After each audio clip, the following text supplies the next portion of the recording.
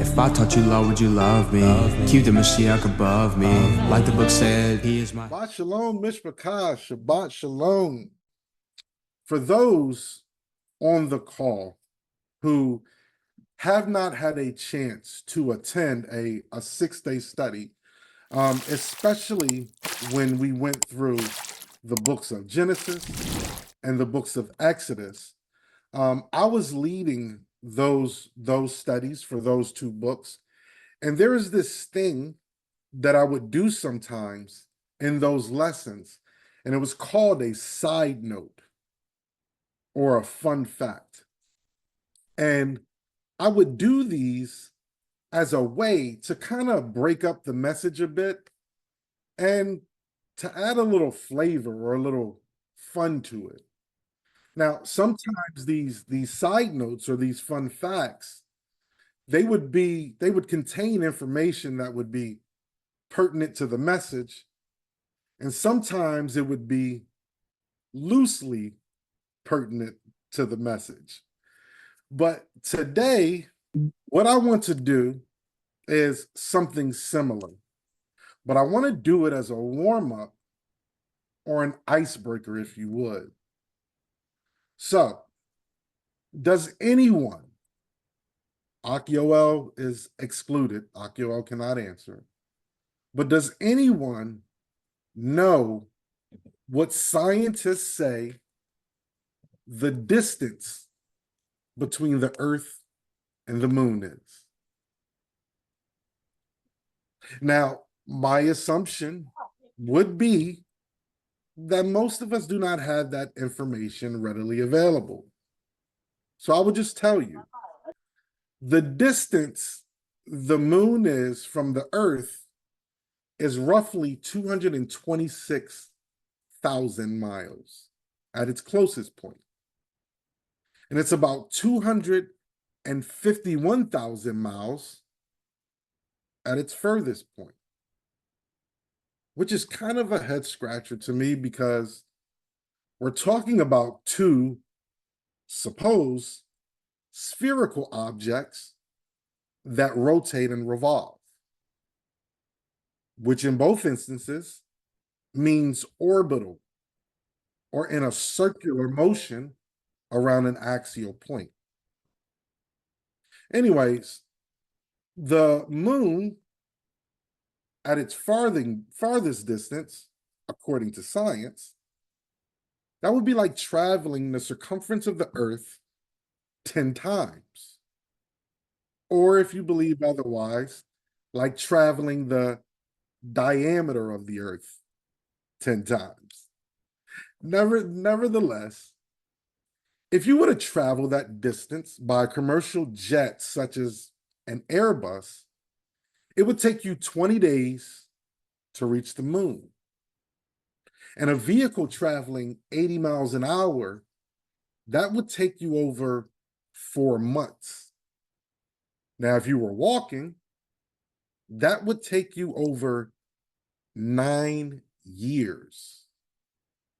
Now, space shuttles, they need to reach speeds close to 20,000 miles per hour to be able to overcome Earth's gravitational and atmospheric pull. They use an initial rocket to propel them and to launch them into space.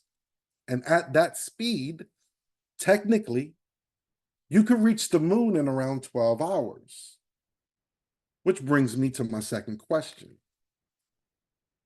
At what point, according to science, is an object, spacecraft, and or a human technically in space? Now, again, I assume most of us do not have that information readily available. So I will just tell you that science says that an object is in outer space once they leave Earth's atmosphere.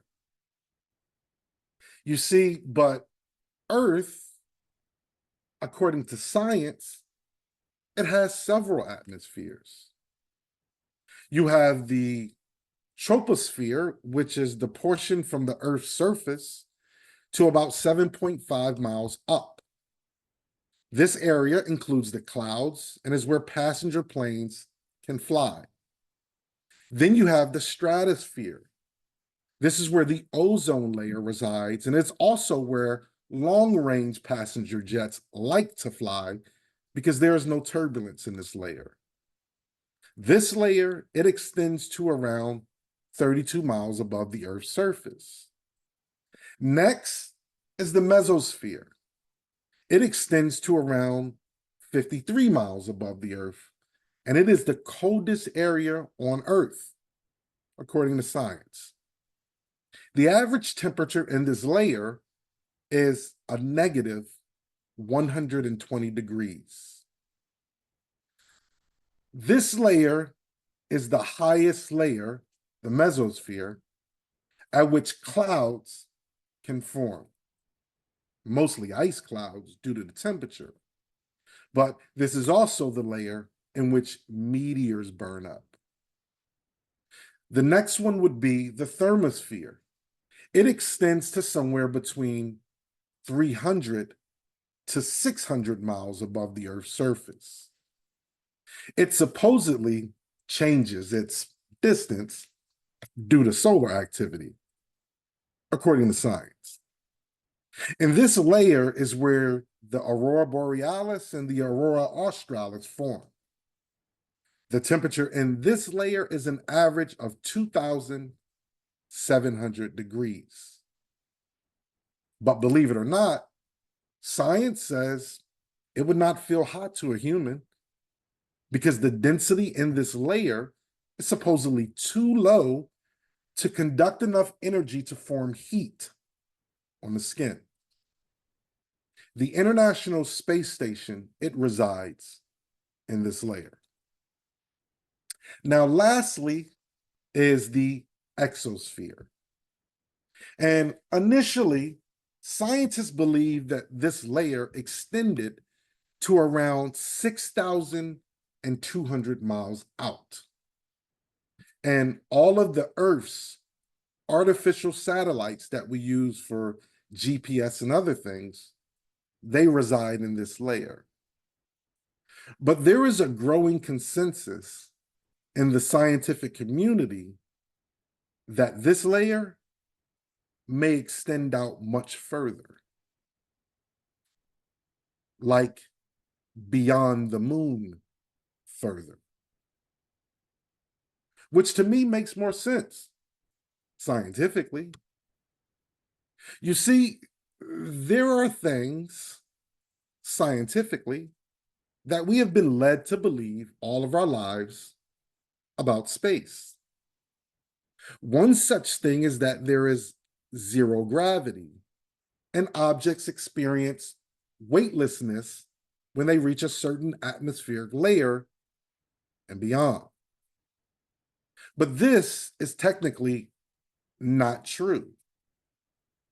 From the thermosphere and beyond, according to science, the gravity is actually about 90% of what we experience on Earth.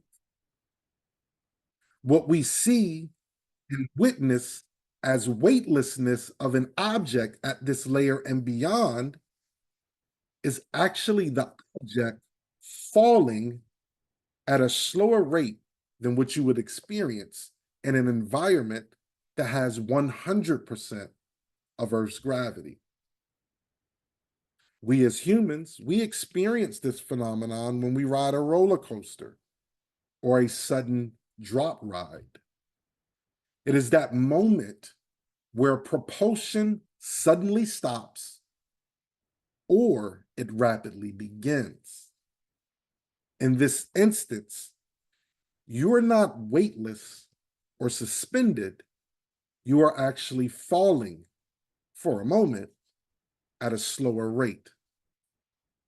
Now, the only way to defeat this is you would need to remain in a propelled state stronger than that of Earth's gravitational pull. If propulsion ceases in the thermosphere or beyond, what happens is you get caught in an environment where the Earth's orbital motion is slightly greater than that of the gravity at this level. And instead of falling back onto Earth, you actually fall around it in an orbital motion, according to science. This is what keeps the satellites in orbit and brings me to the point of this icebreaker. According to science, an object is in space once it leaves Earth's atmosphere. And we have went over the scientific data that the Earth, according to science, has several atmospheres. The furthest most atmosphere being the exosphere, in which scientists are increasingly coming to the understanding that the moon resides in this orbital atmosphere. The question is this: if, that's Agnet Nell's favorite word, but if manned and or space shuttles have made it to the moon, which is what we have been led to believe, has man, according to the science and the data we just went over, ever made it to outer space? I'll give you a second to digest that. Now, if we take what science is telling us and we look at what we know to be true in Yah's word, then this would mean that not only does the moon reside in the exosphere, but the sun and the stars would have to reside there as well. Let's look at Genesis 1:14-18. It says, and Elohim said, let there be lights, plural, in the firmament, singular, of Shamayim, or heaven, to divide the day from the night, and let them be for signs, and for seasons, and for days, and for years. And let them be for lights, plural, in the firmament, singular, of heaven, to give light upon the earth. And it was so. And Elohim made two great lights, the greater light to rule the day, and the lesser light to rule the night. He made the stars also. And Elohim set them in the firmament, singular, of heaven, to give light upon the earth, and to rule over the day and over the night, and to divide the light from the darkness. And Elohim saw that it was good. Perhaps this exosphere is what we know to be the fabric or the firmament of outer space. And what we know to be outer space, which according to the data we have, no man has ever made it to, is actually what we know to be heaven, or what we consider to be heaven. Notice in the verses that we just read that the centerpiece of what we are being told here is earth. These lights that were placed by Yah in the firmament, their purpose is to give light upon the earth. Man in science has told most of us all of our lives that the sun is the center of our universe, and that there are perhaps other celestial bodies, i.e., planets and distant galaxies out there as well. But the Bible speaks of no such things. The closest you will get in the Bible is perhaps Amos 5 and 8, or maybe Job 9:9, where it says, which maketh Arcturus, Orion, and Pleiades in the chambers of the south. Now, Job is speaking here about things that Yah has constructed or done, and man cannot. And he names what we know to be 3 different celestial configurations, or what we would commonly call constellations. Now, technically, Arcturus, that's really the brightest star in the Bootes or the Bootes constellation. And Arcturus in Greek, it means guardian of the bear.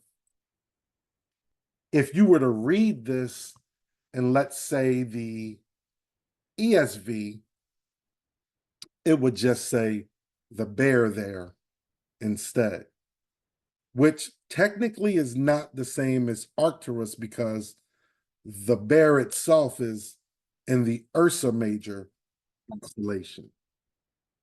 Now, if you go even further back and look at this same verse in the Septuagint,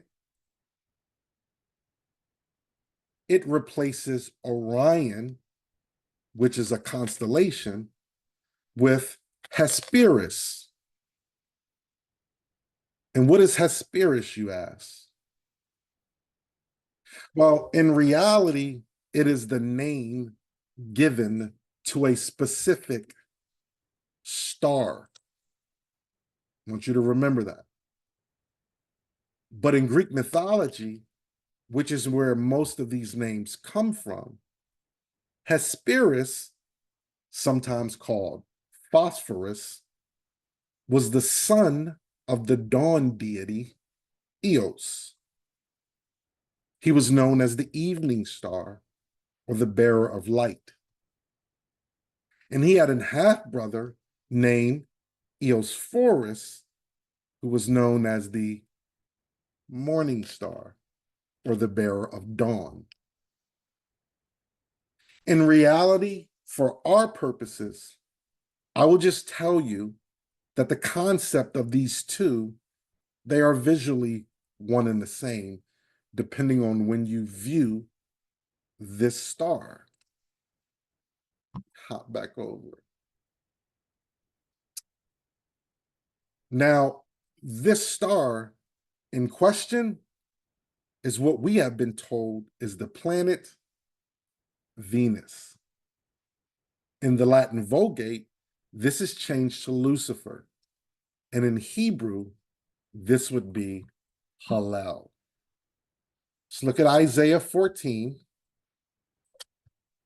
12 through 14. It says, how art thou fallen from heaven, O Lucifer, son of the morning, or perhaps son of the dawn?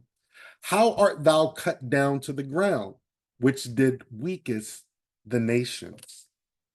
For thou hast said in thine heart, I will ascend into Shamayim, or heaven. I will exalt my throne above the stars of Elohim. I will sit also upon the mount of the congregation in the sides of the north. I will ascend above the heights of the clouds. I will be like the Most High. Even these verses testify to the information that we have talked about. Notice that heaven is identified here as being above the stars. Now, since almost the beginning of man, man has always sought and looked for a way to move away from Elohim and his commands. and do what it was that he had envisioned in his own heart, trying to escape the confines of the earth and Yah's commands, and perhaps take up residence in the Shamayim, or space, or what we have been told is planets. This is not a new idea. This idea is actually as old as almost man himself. Let's look at Genesis 11:4, and it says, and they said, go to, let us build a city and a tower whose top may reach unto Shamayim. And let us make us a name, lest we be scattered abroad upon the face of the whole earth. You think they had an idea how high this tower would need to be? I'm just saying. Probably a good thing for them that they didn't get to finish it, as Yah had to come down from Shamayim and confine their language. Genesis 11:5-7, it says, and Yah came down to see the city and the tower which the children of men builded. And Yah said, behold, the people is ahad, or one, and they have all one language, and this they begin to do. And now nothing will be restrained from them, which they have imagined to do. Go to, let us go down, and there confound their language, that they may not understand one another's speech. It is the same now as it was then. Man's imagining in his mind. Yah didn't confound their language because of the tower. He confounded their language because of their collective disobedience. They were ahad in their imaginations. Now, the word imagine here, if you look in the upper right corner, it is zaman, and it means to plan, usually in a bad sense. If you look in the middle box, you will see that its action in the ancient Hebrew is to plot, and abstractly, it means mischief, to devise, or to think, to do evil.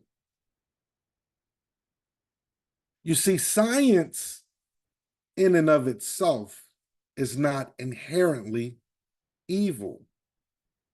In fact, when used properly, many scientists have seen that it actually helps to prove the Bible and the words of Elohim.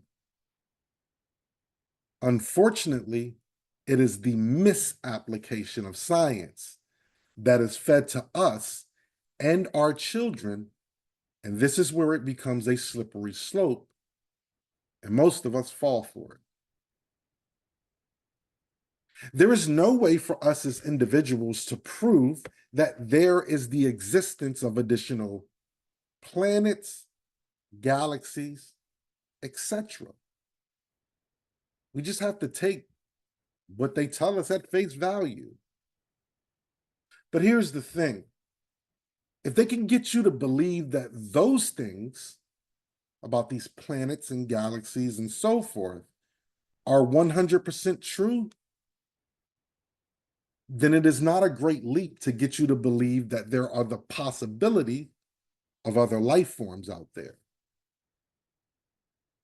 And the next thing you know, you will be believing in things like the Anunnaki and possibly the other deities. Consider this, and I know that this may not go over well with a few of us, but hey, I'm just here to give you the truth. Like my Aki Netnell says, it is a whole fact. Consider this. Science has told us that the oldest human skeleton ever discovered was found in Africa, and it dates to around 3.6 million years old. Now, most of us, when we hear Africa, we ignore the point that that date is extremely suspect.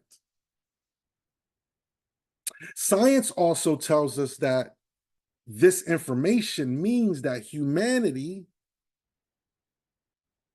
began in Africa and eventually migrated northward, westward, eastward, and the earth was populated. The Bible does not support this scientific hypothesis. But here's the kicker. You know what else is prominent and prevalent in Africa? Apes. So from a scientific standpoint, it would not be a great leap to get you from believing life originated in Africa to believing that evolution is true.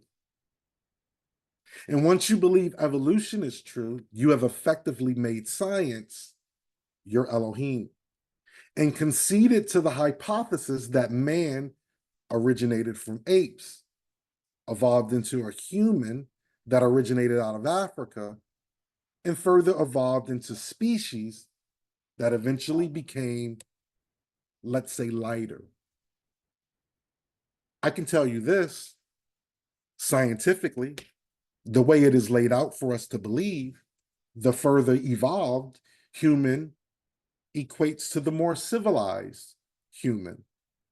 And the more civilized human means the more intelligent he is. You see where this goes, or where this can lead? I remember a few years back, they told us that we were able to finally get photographic proof of a black hole.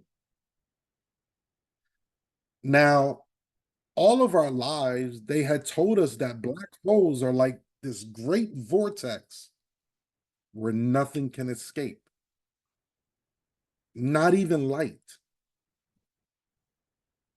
And what is the first thing we see when we get this picture of a black hole?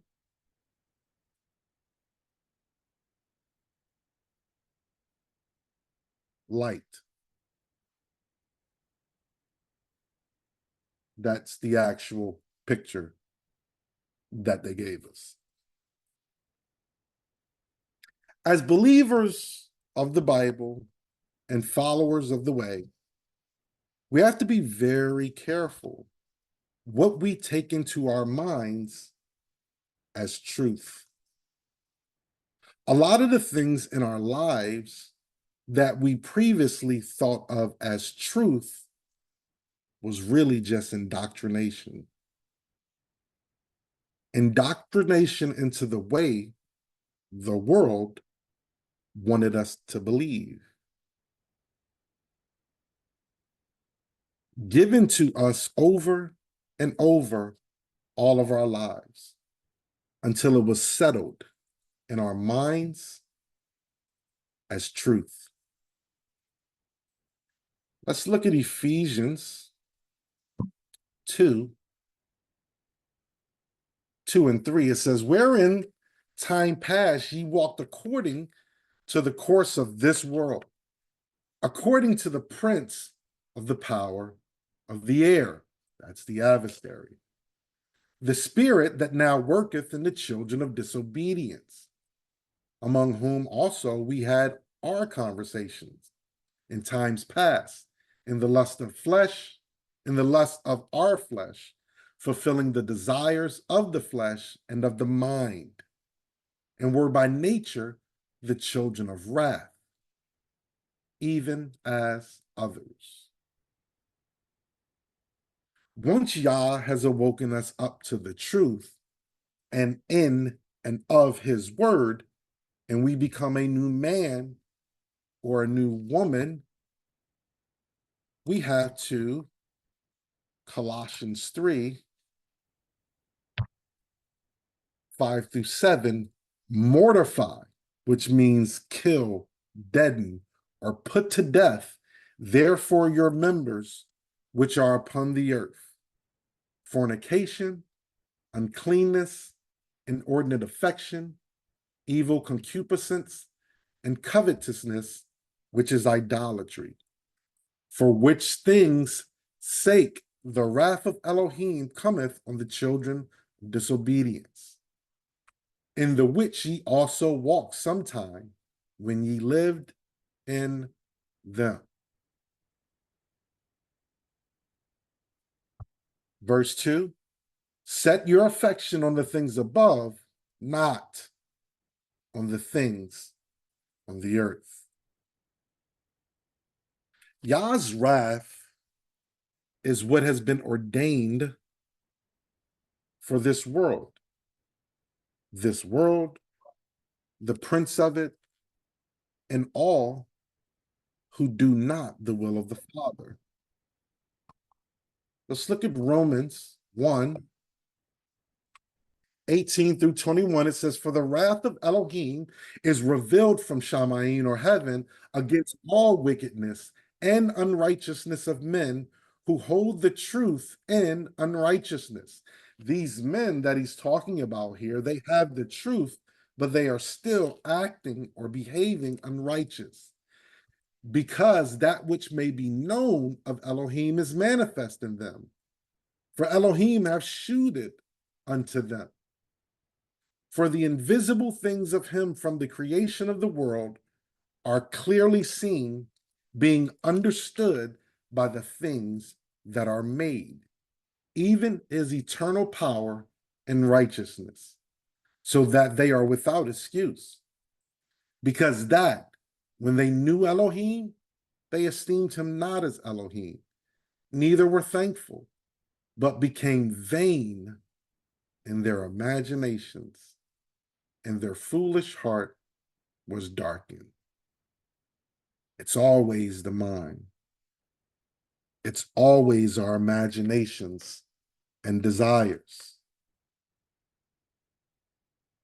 Wasn't it King Dawid that said, the Shamayim, or the heavens, declare the esteem of Elohim, and the firmament shows his handiwork? But if you leave it up to man and his imagination, he'll look past the things that he can clearly see in the firmament and imagine in his heart that he can ascend beyond Yah's creations and discover something better, something that he has imagined in his heart and in his mind.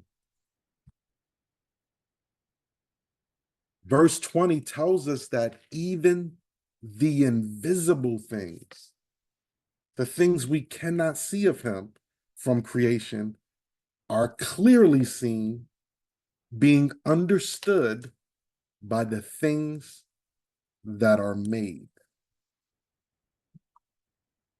Let's look at John 3, and we're going to do 5-8. This is Yahusha speaking, and he says, verily, verily, I say unto thee, except a man be born of water and of Ruach, or spirit, he cannot enter into the kingdom of Elohim. That which is born of the flesh is flesh, and that which is born of the Ruach is Ruach. Marvel not that I said unto thee, ye must be born again. The wind bloweth where it listeth, and you hearest the sound thereof, but cannot tell whence it cometh and whither it goeth. So is everyone that is born of the Ruach. And also verse 12. If I had told you earthly things and ye believe not, how shall you believe if I tell you of heavenly things? Some years back, an old friend of mine and myself, we were having a conversation slash discussion about dimensions or realms or planes. And what we deduced is that the Most High created Earth on a plane or a dimension that is, in part, governed by a law of opposites. Much to our surprise, we discovered that this is actually a true philosophical concept, and it's called the unity of opposites. And in that concept, it states that everything in the material world is composed of opposites. And we can see this as early as creation in Genesis 1, where we have light and dark, day and night, evening and morning, heaven and earth. Speaking of which, side note, and I want you to put this one in the chat for me. On what day did Yah create heaven and earth?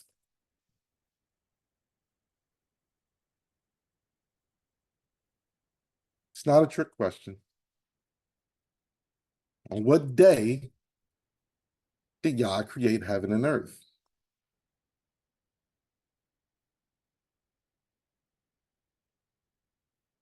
Toda, Koti. Toda. Yah indeed created heaven and earth on day one, during a period of time known as the beginning. That's just one for y'all to keep. And per the governance of the unity of opposites and what we know from the Bible, if a thing has a beginning, then it must have an end. Correct? I would think so. We see this unity throughout the Bible in things like seed time and harvest, sowing and reaping, latter and former rains, life and death, so forth and so on. Even the things that Yah created on days 1 through 6 of creation, heaven and earth included, all of which he said were tov or good, are bound by this unity of opposites, and by definition of that law itself. And because of that law, this means they have an expiration date. So great is this law that even time itself is bound by this law. That's right. I've mentioned this before to a few of the Akim, but did you know that the most accurate clock in the world, the atomic/nuclear clock, it calculates time by measuring the rate of decay of atomic particles. This means that if time is measured by the rate of decay or death or something dying, and in 1 Corinthians, you can look it up later on, it tells us that death is the enemy of man, then literally time is not on our side. Neither is the world, for that matter. But praise be to the Most High Yah and our HaMashiach Yahusha. Let's look at John 16:33. It says, "These things I have spoken unto you, that in me ye might have peace. In the world ye shall have tribulation, but be of good cheer. I have overcome the world. Yahusha tells us something else in John 14. Let's look at 1 through 4. It says, "Let not your heart be troubled. Ye believe in Elohim, believe also in me. In my Father's house are many mansions. If it were not so, I would have told you. I go to prepare a place for you. And if I go and prepare a place for you, I will come again and receive you unto myself, that where I am, there ye may be also. And whither I go, ye know, and the way ye know." Yahusha tells us that he goes to prepare a place for us in heaven, which is where his Father's house is. Heaven is outside of the law or unity of opposites. Let's look at Revelations 21, and it says, "And I saw a new heaven and a new earth, for the first heaven and the first earth were passed away, and there was no more sea. And I, Yehukanan, or John, saw the Kodesh city, New Jerusalem, coming down from Elohim out of heaven, prepared as a bride adorned for her husband." This is the place that Yahusha has gone to prepare for us, for those of us that love him. A world without end, created outside of the confines of this world because Yahusha has overcome it. Created outside of the bounds and the law and the unity of opposites, and even outside of time, for that matter.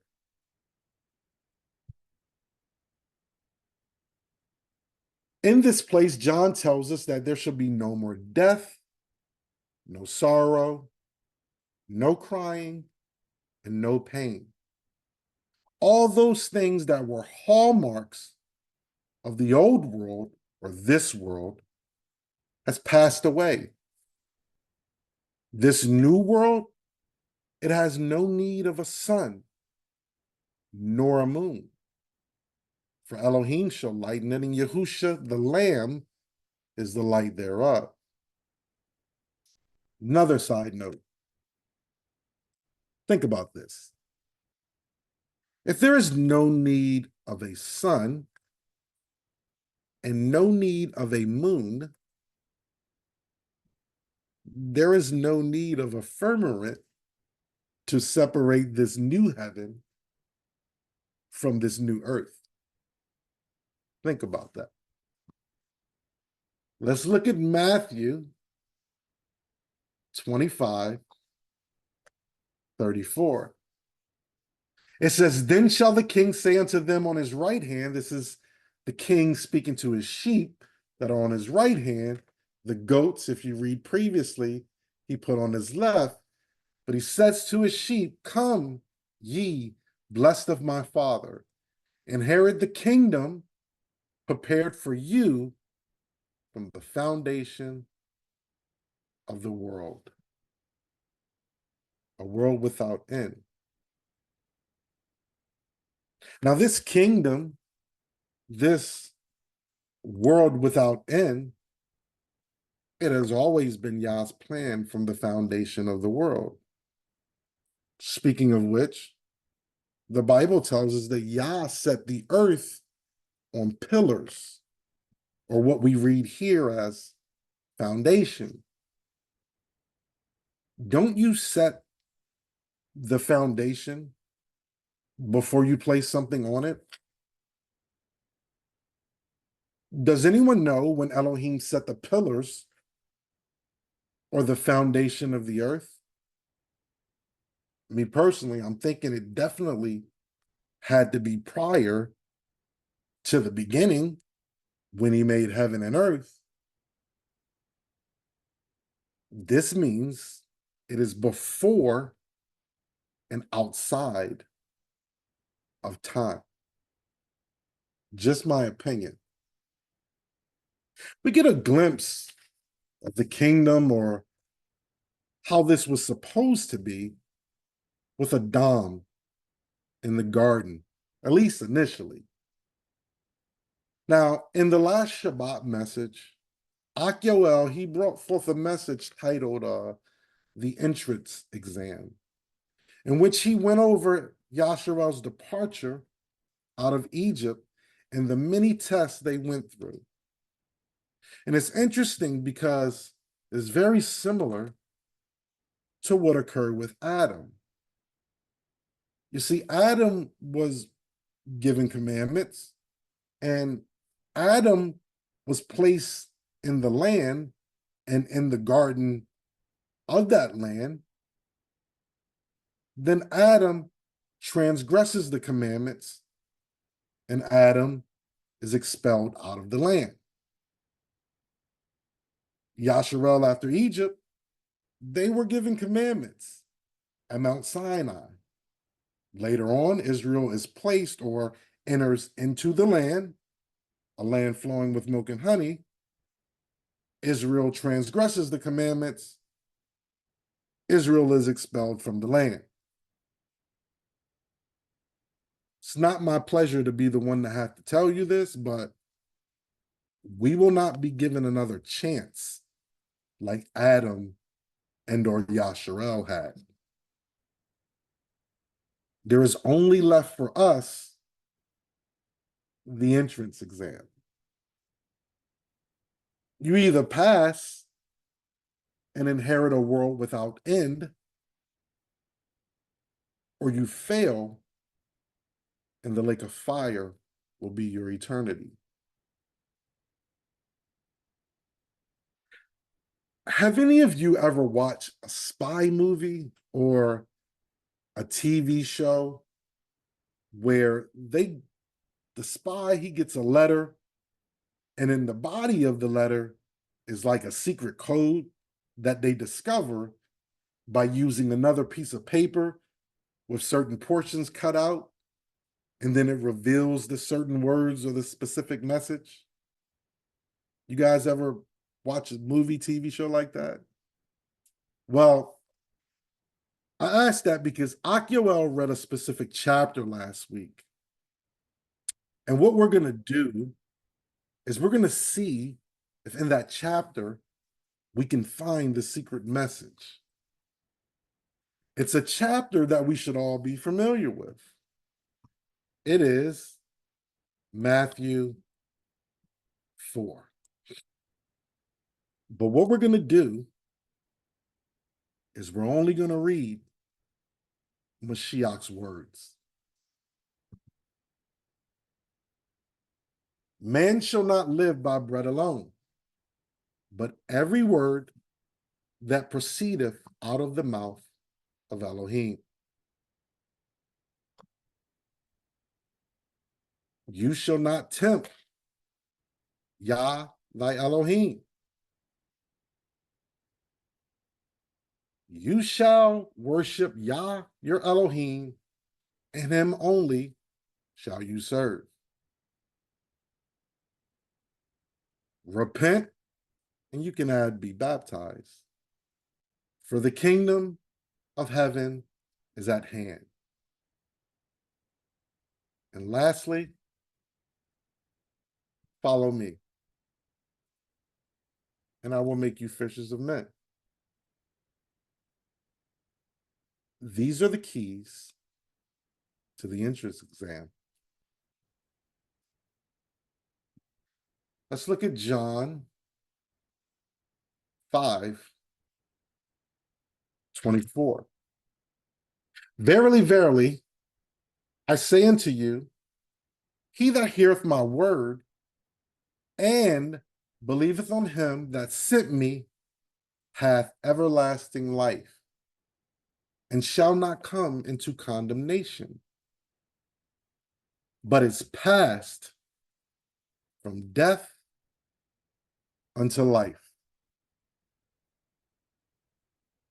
For someone like myself who, in times past, has sinned abundantly, but has now come to an understanding of my purpose, this is one of the most beautiful passages I can read. Coming into condemnation here means coming into judgment.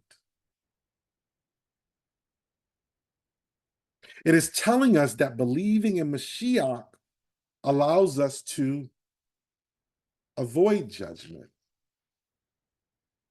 but is passed from death unto life. Now, past here, it means to walk on or proceed onward, to change place. I'm sure that all of us here loves it in Monopoly when you get that card that allows you to pass go and collect $200. This is what this is saying. Let's look at Matthew 5:25. It says, verily, verily, I say unto you, the hour is coming, and now is, when the dead, that's us, or that was us, shall hear the voice of the Son of Elohim, and they that hear shall live. Do you hear the voice of the Son of Elohim? Proverbs 7:1-5, it says, Banim, or my son, but this can also be Banim, which is my children, keep my words and lay up my commandments with thee. Keep my commandments and live, and my law, or my Torah, as the apple of thine eye. Bind them upon thy fingers and write them upon the table of thy heart. Say unto wisdom, you are my sister, and call understanding your kinswoman, that they may keep you from the strange woman, or from fornication, from the stranger which flattereth with her words. Science, the world. Matthew 24:34-35, it says, verily I say unto you, this generation shall not pass till all these things be fulfilled. Heaven and earth shall pass away, but my words shall not pass away. Most don't think of this. His words, they are eternal as well. They do not pass away because they come from him. And he exists outside the bounds of this world. Don't think that when this world ends, that Torah ends, or that we will no longer keep Torah. That's not the case. In the kingdom, or the world without end, we will be perfected in him.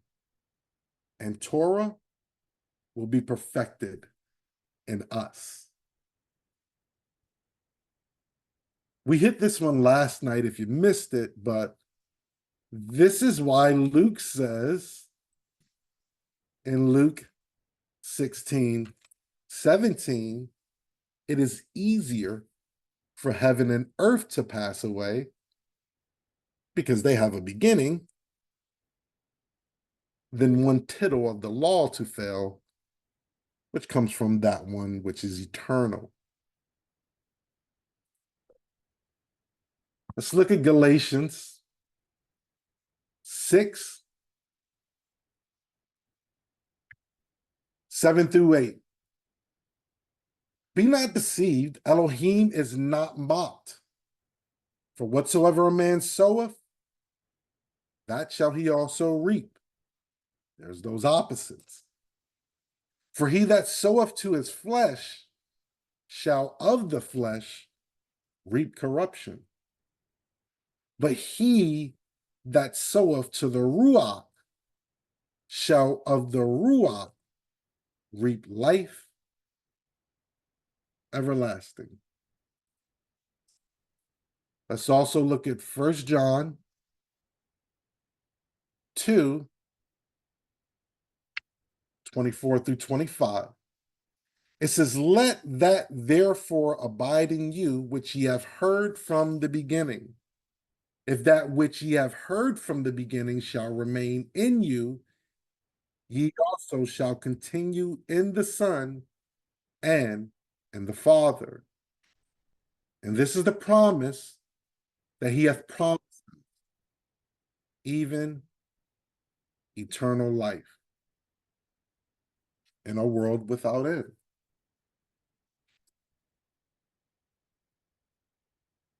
I leave you and end with giving you this visual. We began by talking about how far science says the moon is from the earth. Imagine this. If you had a white rope that extended from where you are standing on earth and it stretched all the way to the moon, remember that was 251,000 miles away at its farthest point, and you painted a red line on that white rope that was 1/100th of an inch wide, the painted portion would represent the time you live in this world. The unpainted portion would represent eternity and the time you could spend in a world without end.